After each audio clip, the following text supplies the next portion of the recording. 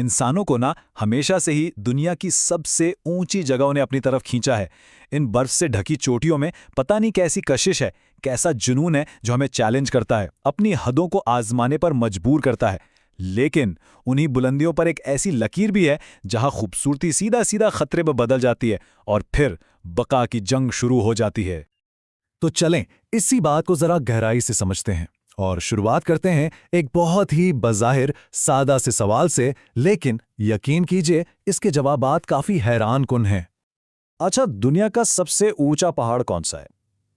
अब देखें, ज्यादातर लोगों का जवाब फौरन आएगा माउंट एवरेस्ट, और वो गलत भी नहीं है। लेकिन कहानी में एक ट्विस्ट है।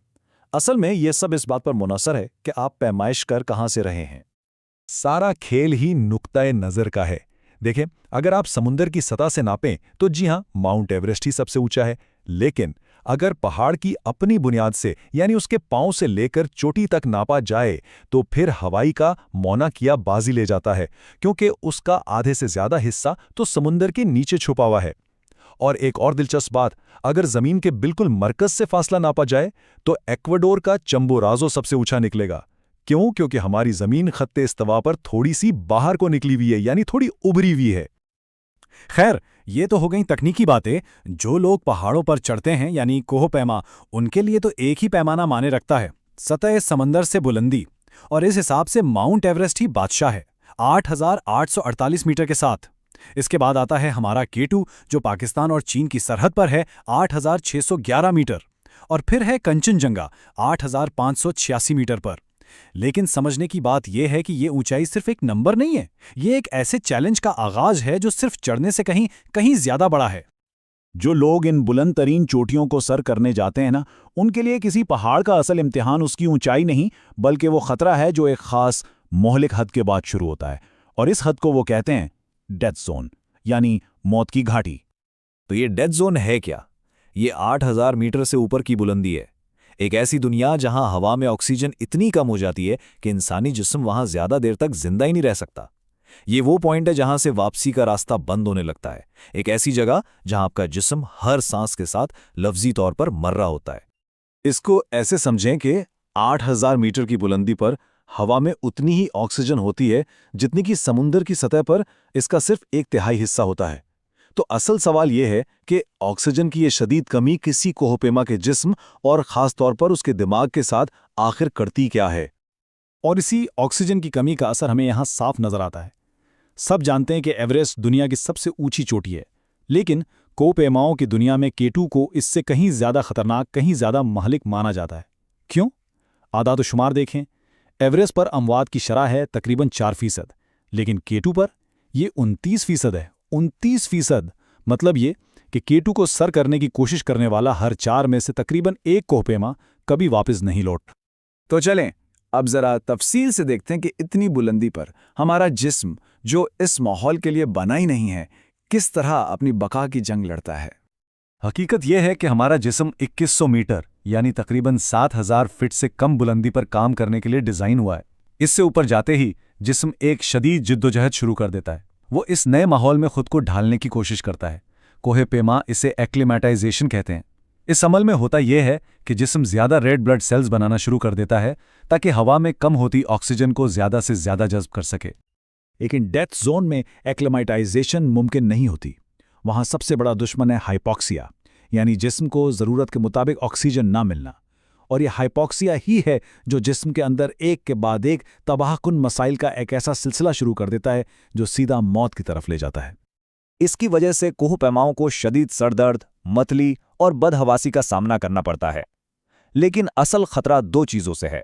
एक है HAP यानी हाई ऑल्टीट्यूड पल्मोनरी एडिमा, जिसमें फेफड़ों में पानी भर जाता है, और दूसरा है HACE यानी हाई ऑल्टीट्यूड सेरिब्रल एडिमा, जिसमें दिमाग सूजन का शिकार हो जाता है। और ये दोनों हालतें ऐसी हैं कि अगर फौरी तौर पर नीचे ना उतरा जाए तो चंद ही घंटों में जानलेवा साबित हो सकती हैं। खास तौर पर एज का असर बहुत ही खौफनाक होता है। जंग अखबार की एक रिपोर्ट इसकी मंजरकशी कुछ यूं करती है कि अचानक उसके दिमाग में अजीबो गरीब हज़ियाने ख़यालात आने लगते हैं। वो अपने सारे कपड़े और सामान उतार फेंकता है और मौत को गले लगा लेता है।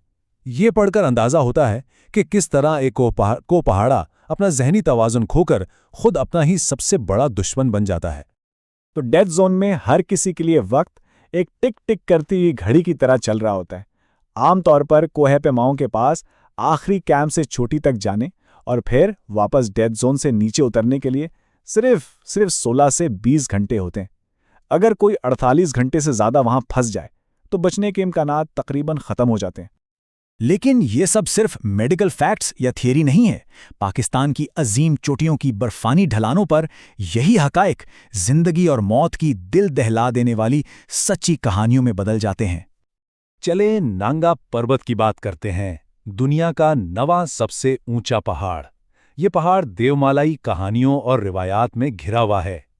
वहां के मकामी लोग कहते हैं कि इसकी चोटियों पर परियों का बसेरा है और वही इसकी हिफाजत करती हैं। लेकिन कोहपेमाओं की दुनिया में इसका एक और नाम भी है, और वो है कातिल पहाड़। जी हां, द किलर माउंटेन।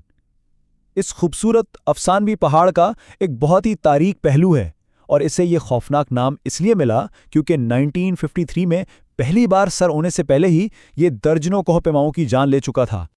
और ये कुर्बानियों का सिलसिला बहुत पुराना है। 1895 में एल्बर्ट मेमरी की मौत से लेकर हालिया दौर में 2018 में नांगा पर्वत पर ही टोमाश मेकेविच की जान जाने तक, और फिर 2021 में K2 पर सर्दियों की मुहिम के दौरान हमारे कौमी हीरो मोहम्मद अली सतपारा की गुमशुदगी तक, ये पहाड़ चोटी पर गुजरे एक लम्हे के बदले में सबसे बड़ी कीमत मांगते हैं। ये हिम्मत, जद्दोजहद और कुर्बानियों की एक बहुत लंबी दास्तान है।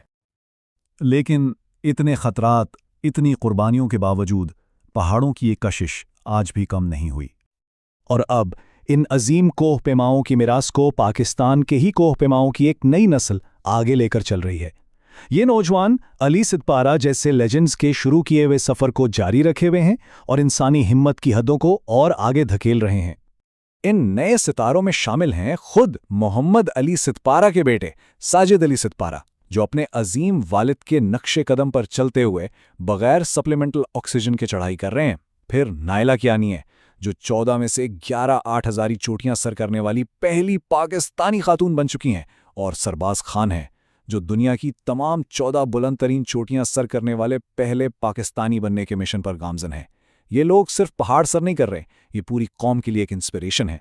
तो आखिर में वही सवाल वापस आ जाता है, ये आखिर है क्या? ये जज्बा है या ये जुनून है? आखिर वो कौन सी ताकत है, कौन सी लगन है जो किसी इंसान को अपना सब कुछ, यहां तक कि अपनी जान भी दांव पर लगाने पर मजबूर कर देती है, सिर्फ उस एक लम्हे के लिए जब वो एक ऐसी जगह खड़ा हो जहां इंसानी जिस्म जिंदा रहने के लिए बना ही नहीं है? ये एक ऐसा सवाल है जिसकी गूंज शायद हमेशा ज़मीन की इन बुलंद तरीन चोटियों से आती रहेगी।